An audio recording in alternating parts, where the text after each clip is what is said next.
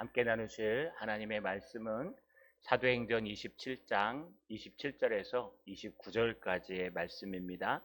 신약성경 235페이지에 있습니다. 사도행전 27장 27절에서 29절까지의 말씀입니다. 신약성경 235페이지에 있습니다. 우리 찾으셨으면 신약성경 235페이지 사도행전 27장 27절에서 29절까지의 말씀을 천천히 같이 읽겠습니다. 열 나흘째 되는 날 밤에 우리가 아드리아 바다에서 이리저리 쫓겨가다가 자정쯤 되어 사공들이 어느 육지에 가까워지는 줄 짐작하고 물을 재어보니 20길이 되고 조금 가다가 다시 재니 15길이라 암초에 걸릴까 하여 고물을 단 넷에 내리고 날이 새기를 고대하니라. 아멘. 손을 들어 하나님 앞에 인사하겠습니다. 하나님만 고대하게 하옵소서. 좌우로 인사합시다. 천국은 우리 마음속에 있습니다. 여러분, 학수고대라는 단어를 아십니까? 학수고대 많이 들어보셨을 겁니다. 그런데 한자로는 이렇습니다.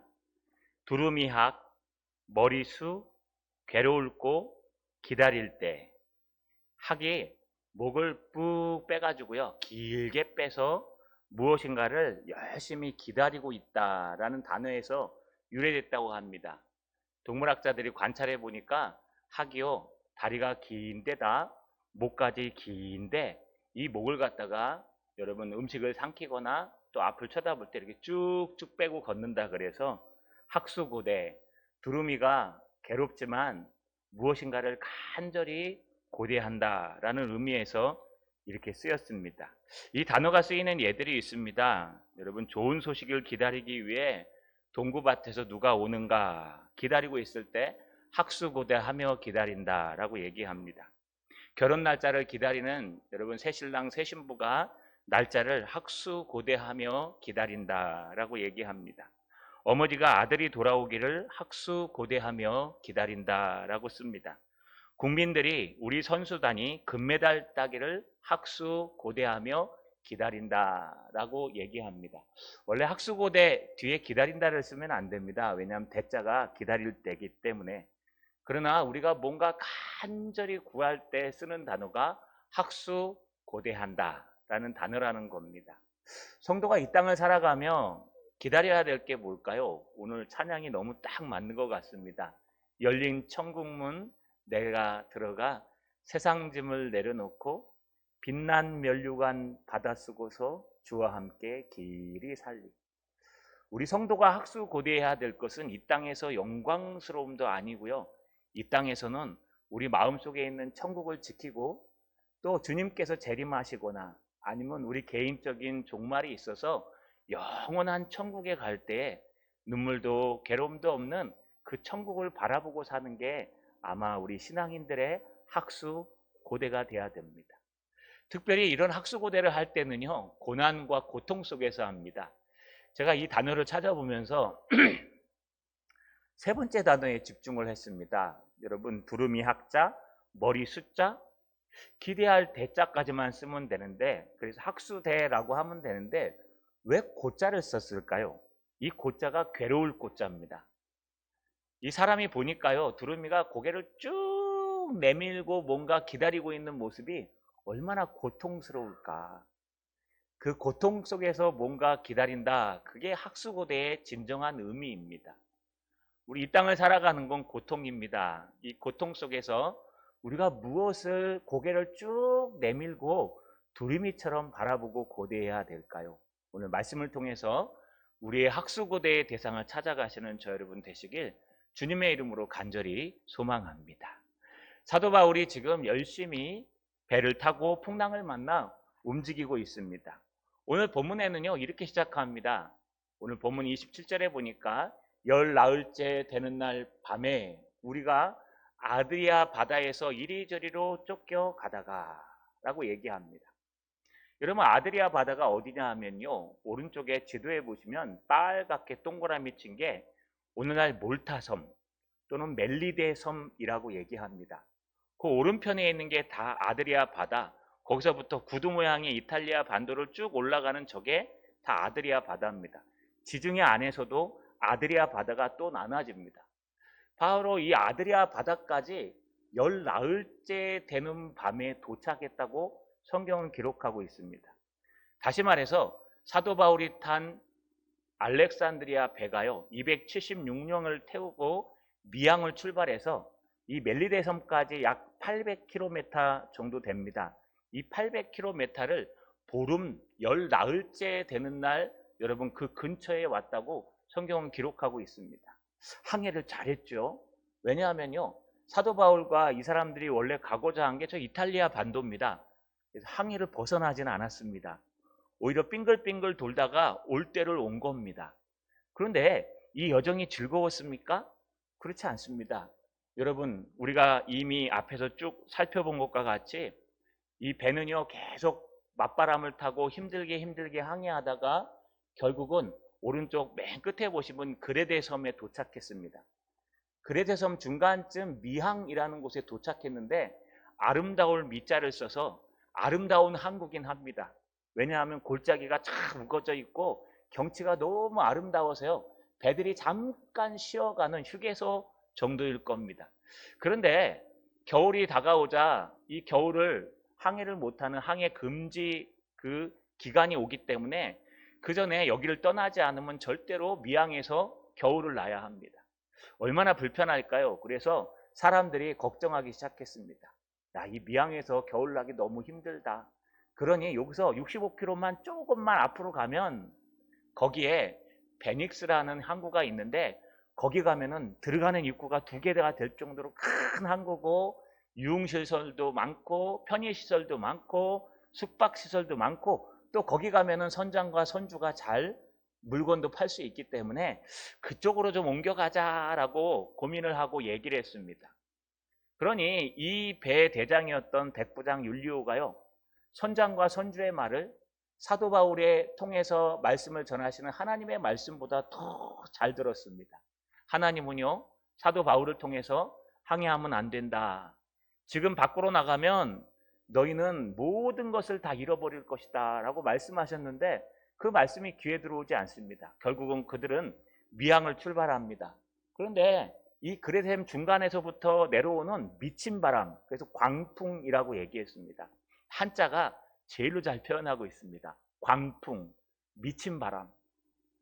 여러분 미쳐서 부는 바람이기 때문에 정확하게 어디로 불지도 모르고 어떻게 불지도 모르고 돌풍이 되었다가 서풍이 되었다가 북풍이 되었다가 엄청난 바람이 멜리데 섬으로부터 불어와서요. 반나절도 안 걸리는 그 거리를 지금 몰려 내려와서요. 흘러가기 시작했습니다. 첫째 날에는 뭘 벌였을까요? 첫째 날에는요. 너무 힘들고 어려워서 이 사람들이 연장을 벌였습니다. 연장이라는 것은 배에서 쓰는 식기나 그릇 이런 것들을 얘기합니다. 배가 혹시 저 밑에 여러분 보시면 밑으로 쭉 내려갔죠? 거기 쓰르디 있습니다. 갯벌 또는 모래톱입니다. 여기 배가 걸리면 옴짝 달짝도 못하게 다 죽습니다. 저기에 걸릴까봐 배를 가볍게 하기 위해서 우리가 가진 연장들을 먼저 다 버립니다. 그럼에도 불구하고요, 여러분 파도는 멈출 줄 모릅니다. 2일차 되는 날에는요, 두 번째 날 되는 날에는 19절에 보니까 여러분 18절 중반절에 사공들이요, 배에 있는 모든 짐을 다 버립니다. 선장과 선주가 그렇게 지키고 싶었던 배에 있는 공적인 짐들을 싹 다 버려버립니다. 왜냐하면 이 배가 어디로 가는지 모르니까요. 그렇게 여러 날이 지났습니다. 며칠이 지나도 여러분 이 유라굴로 미친 바람은 멈출 생각이 없습니다. 그리고 도저히 안 돼서 여기 있는 모든 배에 있는 직기들을 다 버립니다. 닷이랑 중안에 닷이 여러 개 있는데요. 중앙에 있는 무거운 닷을 버려버리고 그 배에 있는 관짝들을 버려버리고 여러분 거룻배만 놔두고 싹 다 버리고 최소한 식량만 들고 있습니다. 그렇게 여러 날이 흘러서 밤과 낮을 구별할 수 없을 정도로 비가 내리고 폭풍우가 치고 엄청난 파도가 일렁이고 밀려왔습니다. 뭔가 조금이라도 날씨가 좋아지든지 뭔가 조금이라도 희망이 보여야 되는데 사면은 다 바다입니다. 태풍은요 엄청나게 쳐서 파도가 하늘 높은 줄 모르고 올라갑니다. 여기 탄 사람들은 모두 소망을 잃어버립니다. 아, 여기서 이렇게 죽는 거구나. 죽는 거는 시간 문제겠구나. 이렇게 죽나 저렇게 죽나, 낮에 죽나 밤에 죽나, 또 밀려가다 죽나 구원하다 죽나, 구원의 소망마저 끊어졌습니다.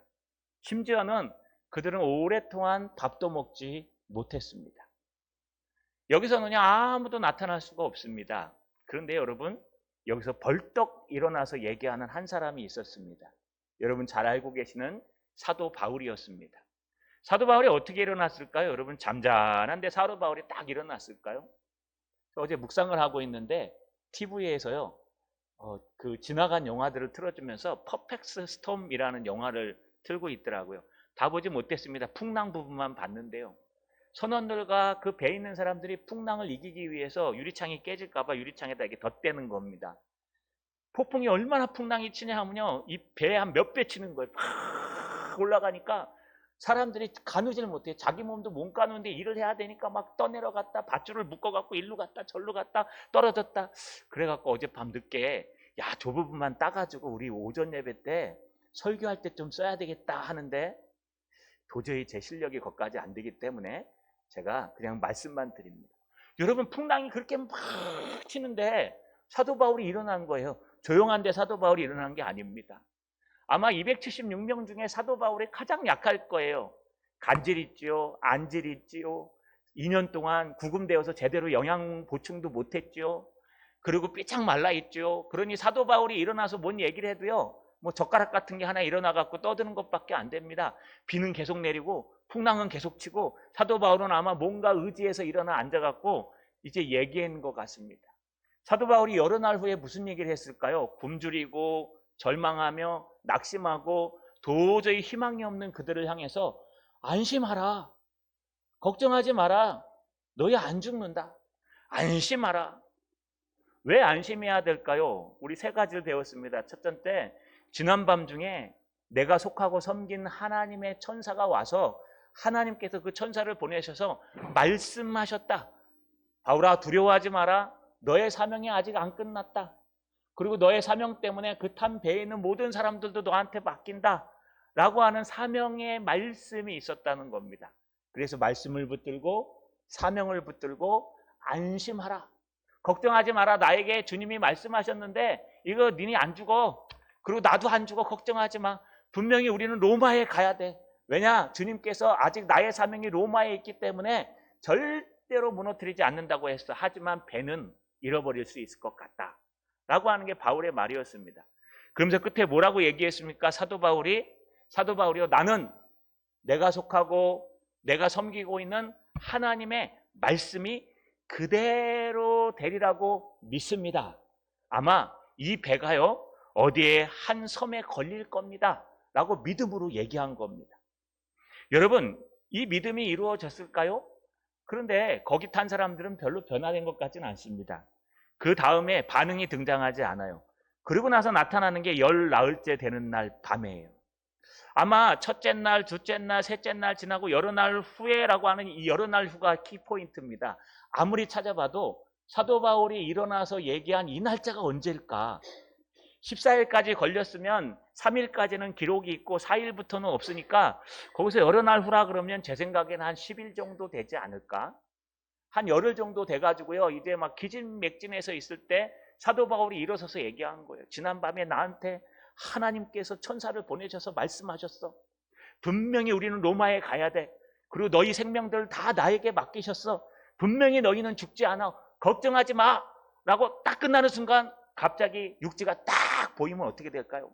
할렐루야, 사도 바울의 말이 맞습니다. 박수를 막 치면서요, 과연 우리 사도 바울은 영험하시며 하나님의 사도이시며 굉장한 분이십니다 라고 찬양하겠죠.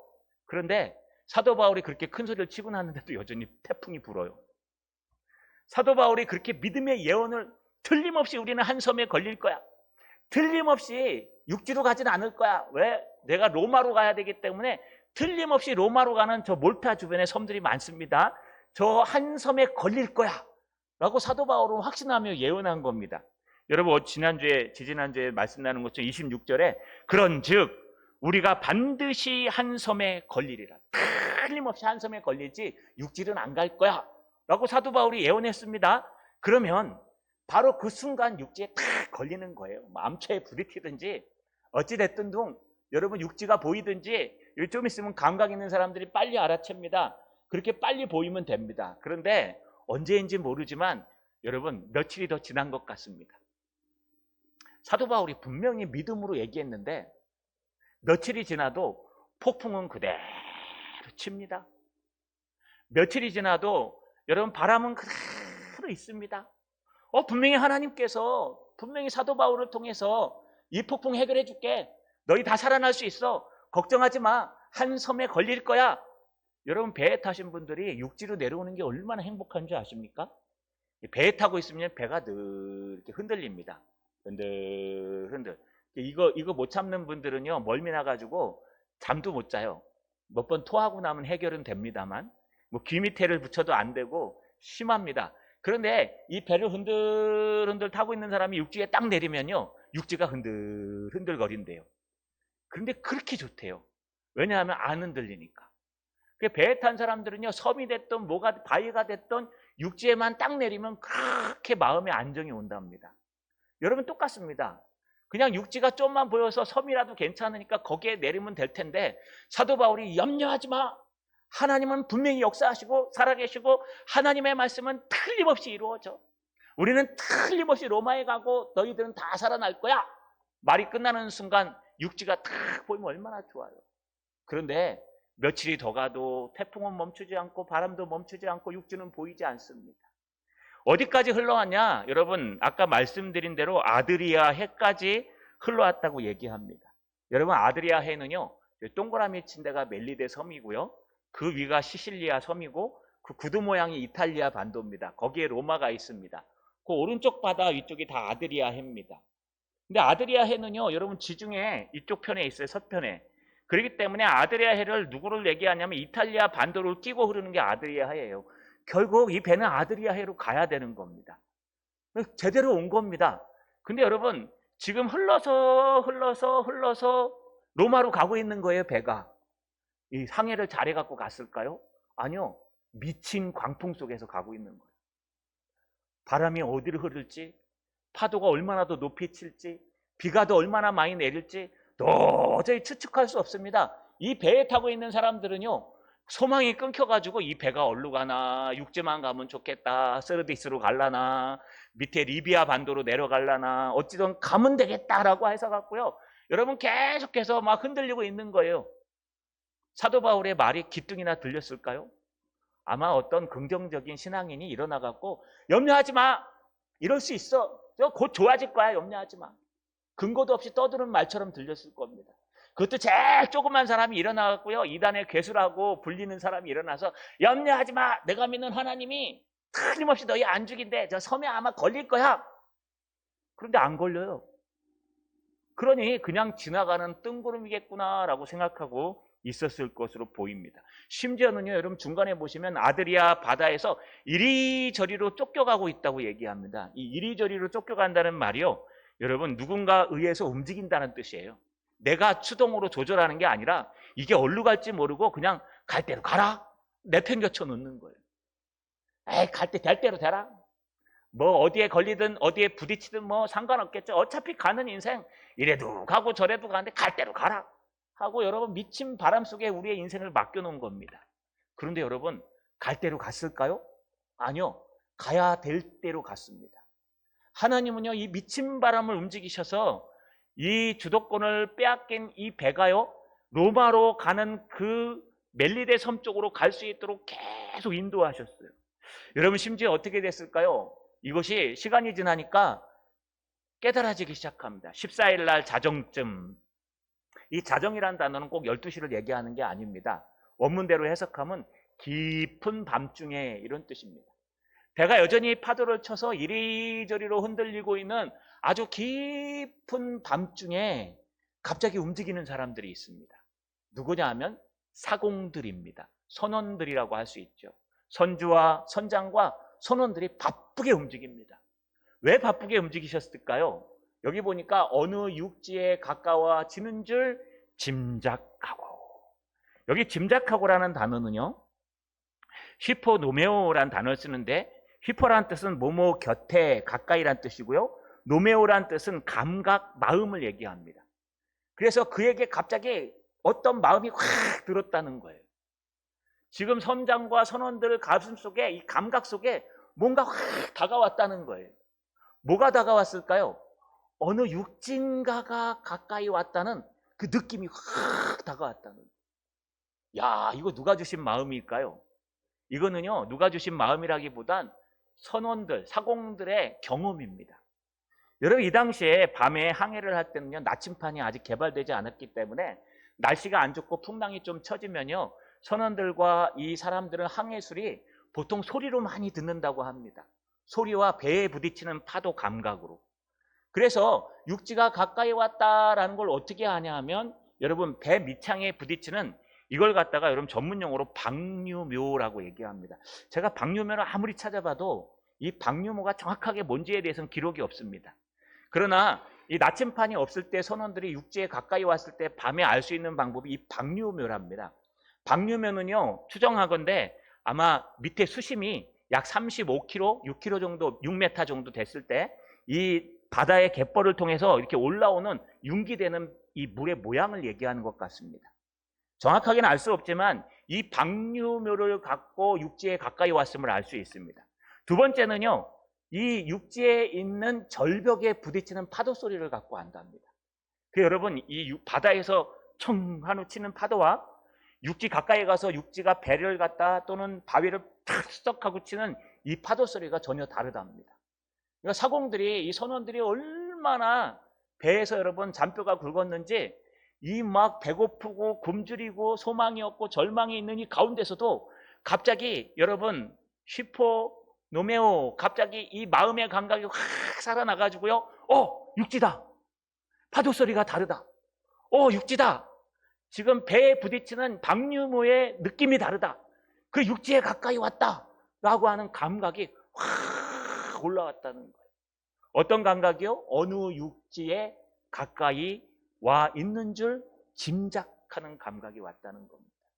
어느 육지인지는 모릅니다. 여기 육지라는 단어를 쓴 걸 보면은 분명히 이 글은요, 여기서 살아남은 누가가 나중에 멜리데 섬이나 아니면 로마로 가서 사도행전을 쓰면서 그걸 기록해 놨다가 쓴 것 같습니다. 그래서 지금 이 배가 아드리아 바다에까지 흘러왔다는 것도 깨달았고, 그 다음에 갑자기 멜리데 섬 가까이 왔는데 사공들은 섬인지 모르고, 분명히 사도 바울은 한 섬에 걸릴 거야 라고 얘기했는데, 아마 이 사공들은요, 육지, 저 스리디스를 피해서 리비아 반도 밑에 있는 동그란 거 맨 밑에 있는 그 툭 튀어나온 아라비아 반도 있죠, 거기 리비아 반도에 걸렸을 거야 라고 생각한 것 같습니다.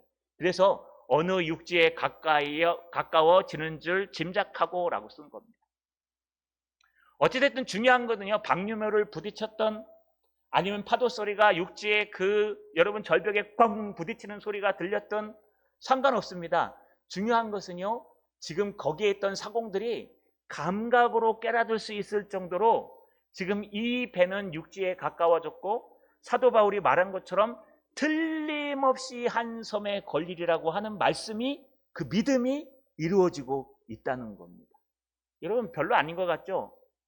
우리의 믿음은 우리가 느끼고 있든 느끼지 않고 있든 움직이고 있습니다. 여러분이 믿음으로 기도 한번 하고 나면요, 나는 기도해놓고 까먹어요. 그렇죠? 우리는 기억력이 워낙 좋아서 아침에 일어나서 냉장고로 뭔가를 가지러 갔는데 냉장고 앞에 가 쓰시면 뭐 가지러 왔지? 까먹으시죠? 뭔가 갖다가 넣으라, 김치통 신발장에 갖다 넣어놔라 그래가지고 김치통을 신발장에 갖다 넣어놓으시죠. 단어도 요즘 헷갈리세요. 아들이 있는데요, 아버지가 있는데 아버지를 갖다 아들아 부르기도 하고요, 아들이 있는데 여보 불러갖고 횡단보도에서 황당한 일도 많이 생깁니다. 우리 인간의 기억과 감각은 한계가 있습니다. 여러분, 아무리 사공들이라 그래도 이 배가 여러분 저 멜리데 섬 가까이 가지 않는 한 느낄 수가 없어요. 방류모도 여러분 최소한 깊이가 35m 정도 돼야 된다고 합니다. 그리고 여기 파도 소리도요, 최소한 몇 킬로 앞에 이렇게 부딪혀 있어야 된다고 얘기해요. 여러분, 이 거리가 심지어 얼마나 되냐 하면, 이 성경학자 존 스미스가요, 그의 책에서 이렇게 얘기합니다. 저녁에 클라우디아를 출발한 이 알렉산드리아 배가 열 나흘째 되는 날 한밤중에 몰타 섬 바울만 입구에서 400m 이내에 있었을 것이다. 그러니까 육지랑 400m까지 가까이 갔다는 거예요. 그러니 여러분, 이 감각이 있는 사공들이나 전문가들도 그 몰타섬, 멜리레 섬 400m까지 가기 전에는 몰랐다는 거예요. 그러면 여러분, 저 미항으로부터 저 로마로 가는 멜리레 섬까지 800km인데 이 800km를 항해하는데 어디로 항해하는지 알 수 있는 사람은 누굴까요? 아무도 없었어요. 그냥 이 배가 가나보다, 이 배가 오늘도 떠 있네, 이 배가 오늘도 쓸려가고 있네, 아이고 우리는 언제 죽을까, 그냥 운 좋아서 저 밑에 스르디스를 피해가지고 리비아 육지에만 도달하면 얼마나 좋을까, 굳이 로마로 안 가도 돼, 이 환경에서 그냥 여기만 잘 극복하면 돼, 목숨만 살면 되지, 뭐 방향이 뭐가 필요 있어. 근데 사도 바울이 뚱딴지처럼 일어나갖고 걱정하지 마라, 난심하라, 너희 안 죽는다, 분명히 하나님께서 살려주신다고 약속했다, 나의 사명이 끝나지 않아서 우리는 로마로 가야 된다. 그러면서 로마로 가다가 틀림없이 로마로 가는 길에 이 멜리데섬 근처에 많은 섬들 중에 하나에 걸릴 거야, 반드시 한 섬에 걸리라, 나는 믿습니다 라고 얘기한 거예요. 그런데 이 사도 바울에게 주신 하나님의 말씀이 이루어지고 있었습니다. 이 배가요, 흘러서 내려갔다 올라갔다, 광풍이니까 곧장 안 갈 겁니다. 내려갔다 올라갔다 위로 갔다 아래로 갔다, 비가 많이 내렸다 안 내렸다, 폭풍이 셌다가 잔잔했다, 막 언제 죽을지 모르고 아무것도 모르고 아무 소망도 없는데도 불구하고 사도 바울이 이야기한 반드시 한 섬에 걸리리라고 한 믿음이요, 이루어지고 있는 겁니다. 점점 어느 쪽으로요? 서쪽으로 로마가 있는 그 나라로 멜리데 섬으로 이 배는 가고 있었던 겁니다. 여러분, 이게 우리의 믿음입니다. 우리의 믿음은요, 그냥 기도하고 까먹어버리면 그만인 것 같지만 그 기도를 들으신 하나님은 여러분의 배를 알게 모르게 그쪽으로 움직여가는 거예요. 여러분들이 날마다 입버릇처럼 기도하고 믿고 강구하고 하나님 앞에 달려가는 것, 그냥 기도하고 내려오면, 기도하고 돌아서면, 기도하고 집에 돌아가면 다 까먹어버려요. 내가 무슨 기도했지, 무슨 염려를 했지. 그런데 알게 모르게 하나님은 광풍인데도 불구하고 움직여 가시는 거예요. 그쪽으로. 이게 믿음은 역사하는 힘이 있다라고 하는 겁니다. 믿음은 무엇입니까? 살아계신 하나님을 믿는 겁니다. 믿음은 무엇입니까? 그분의 말씀이 이루어질 줄 믿는 겁니다. 여러분, 믿음을 붙들고 기도하면은 지금 당장 이루어지진 않을 수 있습니다. 지금 당장 해결되지 않을 수 있습니다. 지금 당장 여러분, 이 배가, 사도 바울이 섬에 걸리리라 라고 할 때 짜자잔 하고 여러분 먹구름이 거치고 태양이 쫙 비치고 배가 제기를 찾아가지고 멜리섬이 딱 보이면 얼마나 멋있습니까? 할렐루야. 기도할 만 날 것 같아요. 기도만 하면 해결되는 겁니다. 하나님, 이 사업의 문제 해결해 주시옵소서. 기도하는 순간 갑자기 사람이 딱 나타나고 막 물주가 딱 나타나고 영업이 잘 되고, 여러분 그래갖고 해결해 주면 얼마나 믿습니까? 그럼 기도할 만 날 거예요. 여기 와서 다 기도하실 거예요 아마. 왜요? 문제만 들고 오면 다 해결되거든. 그런데 하나님의 시간과 우리 시간엔 차이가 있어요.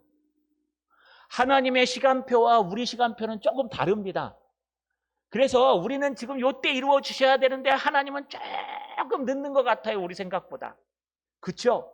하나님은 지금 요 타임에 딱 이루어 주시면 멋지겠는데 하나님은 그렇게 안 나타나고요, 조금 늦어 보여. 여러분, 하나님의 자비는 너무 넓어갖고요, 지칠 때가 있어요. 한 대 팍 때려갖고 그냥 팍 하시면 좋겠는데 절대 그렇게 안 하세요. 참으시고 또 참으시고. 그러니까 하나님이시죠. 중요한 건 우리가 믿고 강구하면 이미 하나님은 움직이고 계신다는 거예요. 사도 바울에게 며칠 동안 항해한 사람들에게 분명히 나는 하나님을 믿습니다, 하나님의 말씀을 믿습니다, 분명히 한 섬에 걸릴 겁니다 라고 며칠이 지나도 걸리지 않는 것 같지만 하나님은 그 배를 움직이셔서 그 믿음이 역사할 수 있도록 멜리레 섬 400m 앞까지 데리고 갔다는 얘기입니다. 여러분, 제가 기도할 때마다 늘 인용하고 믿음이 약할 때 인용하는 말씀이 있습니다.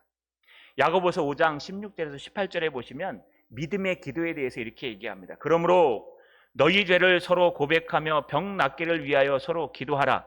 의인의 간구는 역사하는 힘이 큼이니라. 엘리야는 우리와 성정이 같은 사람이로되 그가 비가 오지 않기를 간절히 기도한즉 3년 6개월 동안 땅에 비가 오지 아니하고 다시 기도하니 하늘이 비를 주고 땅이 열매를 맺었느니라. 할렐루야.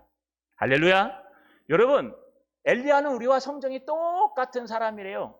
뭐 특별한 사람 아니에요. 기가 세거나 뭐 뭔가 세가지고 뭐 싸움을 잘하거나 헤라클레스처럼 이런 사람이 아니에요. 엘리야가 얼마나 가냘프냐 하면요, 기도할 때 이 머리를 갖다 이 가랑이 사이에 집어넣고 기도했대요. 여러분, 저희가 한번 해봤어요. 배 때문에 안 들어가요. 오늘 집에 가셔서 꼭 해보시기 바랍니다. 무릎을 꿇고 두 무릎을 벌리고 내 머리가 이 두 무릎 사이에 들어가는 사람들은 대단한 사람입니다. 한 분도 안 들어가실 겁니다. 저는 아무리 집어넣어 무릎에 닿지도 않아요. 여러분, 그런데 이 머리가 두 무릎 사이로 들어갔다는 얘기는 뭘까요? 바짝 말랐다는 거예요. 제대로 못 먹어서. 이 바짝 마르고 여러분 나무젓가락 같이 생긴, 제가 볼 때는 엘리야나 사도 바울이 비슷하게 생겼을 것 같아요. 여러분, 아무것도 없고 고작 가진 거라고는 하나님 한 분 믿음밖에 없는 이 엘리야가 비가 오지 않기를 기도하니까 하늘이 3년 6개월 동안 닫아버렸대요. 다시 기도하니까 하느님께서 여러분 구름을 보내셔서 비를 내리게 하셨대요. 우리랑 똑같으잖아. 아니, 우리보다 더 못난 사람, 더 못생긴 사람, 더 못 먹는 사람, 더 갈급한 사람인데도 불구하고 그가 믿음으로 기도하니까 그 기도에 믿음의 역사가 일어났다는 거예요. 똑같습니다, 여러분.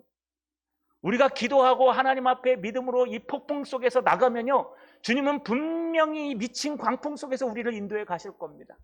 지금 당장은 결과가 안 나올 수 있어요. 지금 당장은 아무리 기도해도 답이 없는 것처럼 보입니다. 그러나 우리의 감각이 400m 가까이 가야 느껴지는 감각이기 때문에 우리는 몰라요. 그런데 하나님은 여러분의 믿음의 기도를 들으시고 여러분의 배를 움직여서 믿음의 역사하는 장소로 움직이고 있다는 거 여러분 꼭 기억하십시오. 기도하기를 포기하지 마십시오.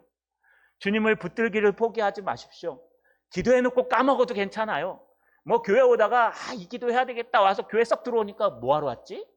그래도 괜찮아요. 얼굴만 쳐다보고 가셔도 돼요. 왜요?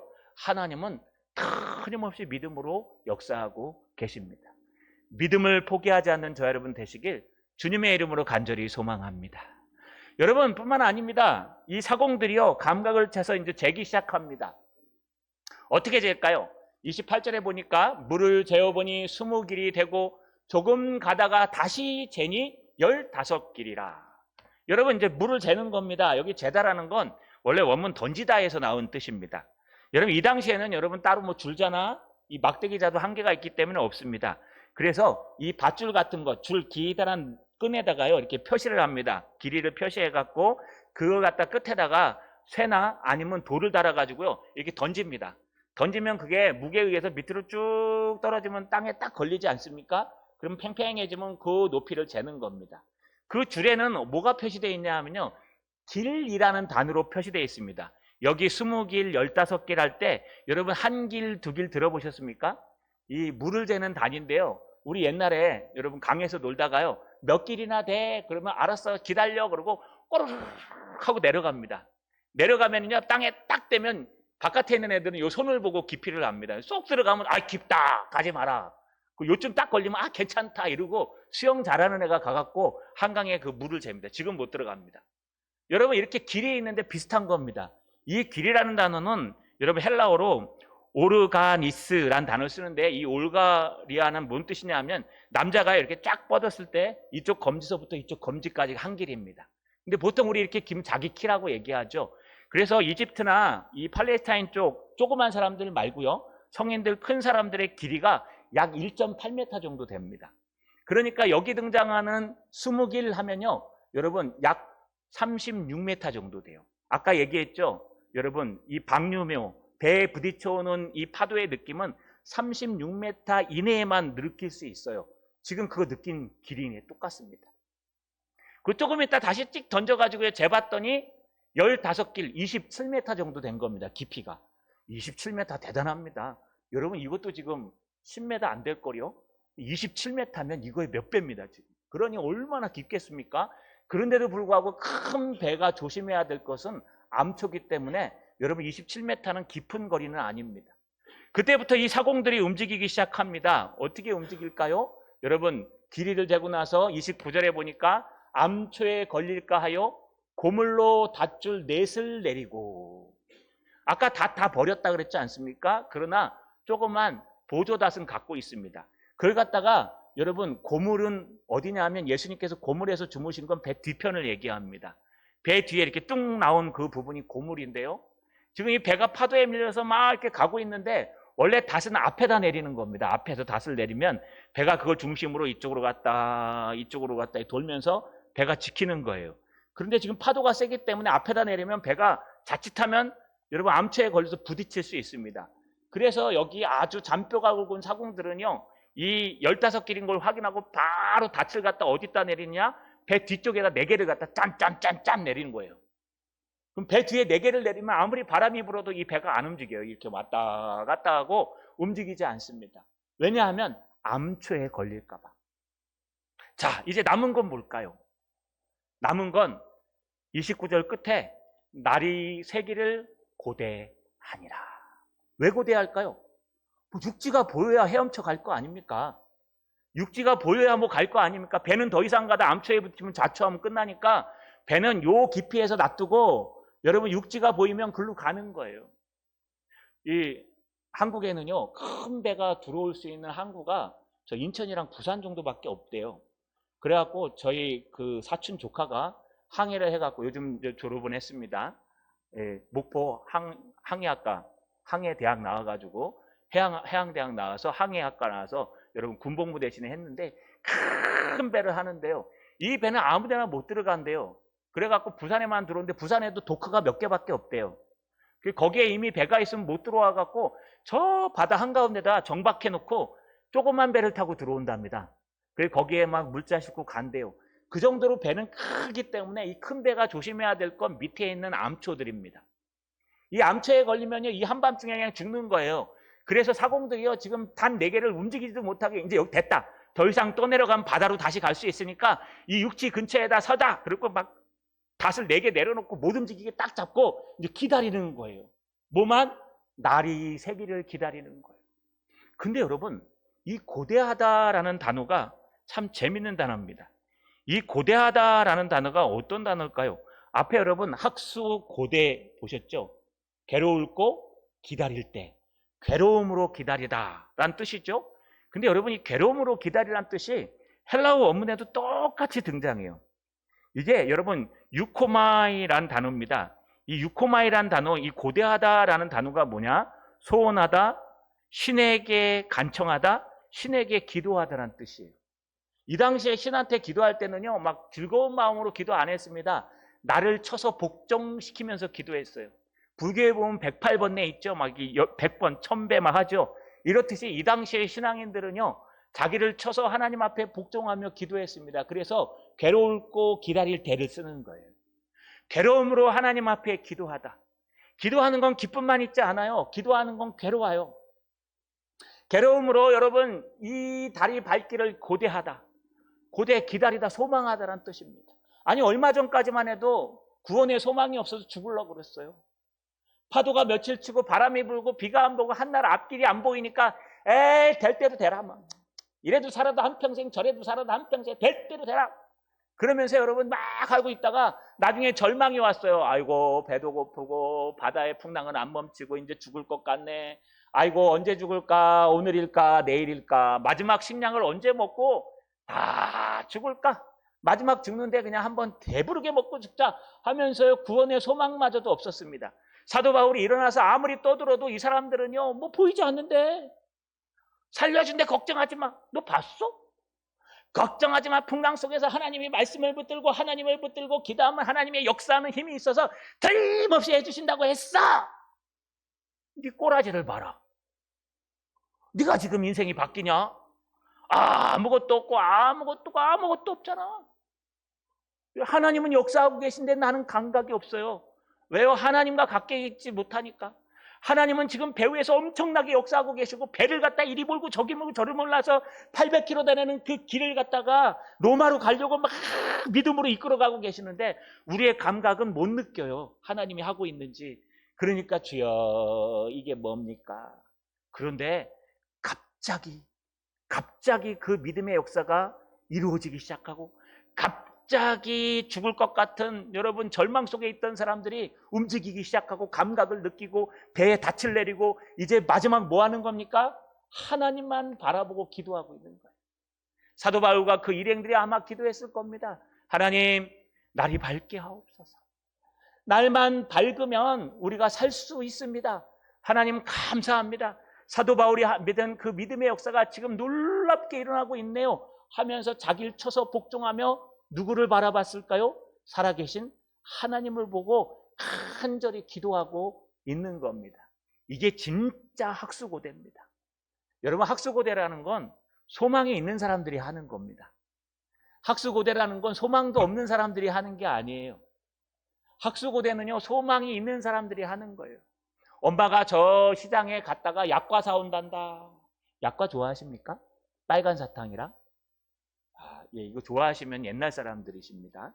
약과가 뭔지도 모르는 사람들은 MZ세대고요. 빨간 사탕 아십니까? 제사상에 올라가는 동그랗고 빨간 사탕? 먹으면 입이 빨개지는 사탕. 이거 모르시면 여러분 아주 신앙이십니다.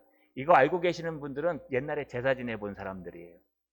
여러분, 이 빨간 사탕과 이 약과를 사러 엄마가 급해 나갔어요. 나갔다 들어올 때 엄마가 뭐 갖고 올까요? 약과를 들고 오고 빨간 사탕을 들고 오겠구나. 저거 엄마가 날 대신에 사오겠구나. 막 기대하고 고대하는 거예요. 엄마가 기다려지는 게 아니라 사탕이 기다려지는 거예요. 여러분, 엄마가 기다려지는 게 아니라 약과가 기다려지는 거예요. 맛있는 약과. 이게 고대하라는 뜻이에요. 상관없어요. 여러분, 우리가 하나님을 고대하는 게 뭘까요? 이 풍랑과 이 좌절과 역경과 낙심 속에서 우리는 뭘 바라보고 뭘 고대해야 될까요? 그냥 약과만 고대하면 되고 빨간 사탕만 고대하면 될까요? 여러분, 그냥 우리가 나 있는 모든 문제만 해결되면 되고 이 상황만 극복하면 될까요? 아니요. 이 모든 것에 움직이시는 원동력인 하나님을 고대하는 겁니다. 하나님을 고대하고 하나님을 붙들면 우리가 까먹은 것도 하나님은 하고 계실 거예요. 하나님을 믿고 기도하고 나면은요, 여러분이 기도한 거 다 잊어버려도 하나님은 한마디도 잃어버리지 않고 지금 풍랑을 일으켜서 여러분들이 믿음으로 신앙으로 움직이고 있을 겁니다. 말씀을 마치겠습니다. 여러분, 무엇을 고대하고 계십니까? 학수고대, 고개를 쭉 빼밀고 무엇을 기다리고 고대하고 계십니까? 사도 바울처럼 하나님을 고대하십시오. 하나님 앞에 기도하십시오. 믿음의 기도는 역사하는 힘이 크니라. 엘리야는 우리와 성정이 똑같은 사람이더래. 그가 비가 오지 않기를 기도한 즉 하늘이 3년 6개월 동안 문을 닫고 비를 내리지 아니하다가 다시 기도한 듯 하늘이 열리고 비가 내렸느니라. 할렐루야. 우리도 엘리야와 똑같은 사람들입니다. 여러분, 우리가 낙심하지 않고 기도하면은요, 그 기도는 놀라운 역사가 일어납니다. 우리가 낙심하지 않고 날이 새기를 낙심하지 않고 살아계신 하나님을 고대하면 틀림없이 하나님이 역사하실 겁니다. 하나님을 고대하시는 저 여러분 되시기를, 이 풍랑 속에서 살아남는 분들 되시기를 주님의 이름으로 간절히 축원합니다. 전능하신 아버지 하나님, 고맙고 감사합니다. 주님의 일이 일어날 줄 믿게 하옵소서. 믿음이 약해지지 않게 하옵소서. 어떤 풍랑이 불어올지라도, 어떤 미친 바람이 우리를 닥칠지라도 우리의 믿음이 서지 않게 하옵소서. 살아계신 하나님을 고대하며 기다리며 믿음으로 기도하여서 이 풍랑을 넉넉히 이겨나는 참된 성도 목사 될 수 있도록 도와주시옵소서. 예수님의 이름으로 기도하옵나이다.